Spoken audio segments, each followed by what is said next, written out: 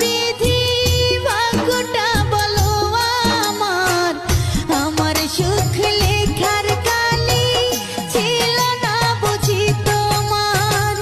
দু চোখেতে কোথা থেকে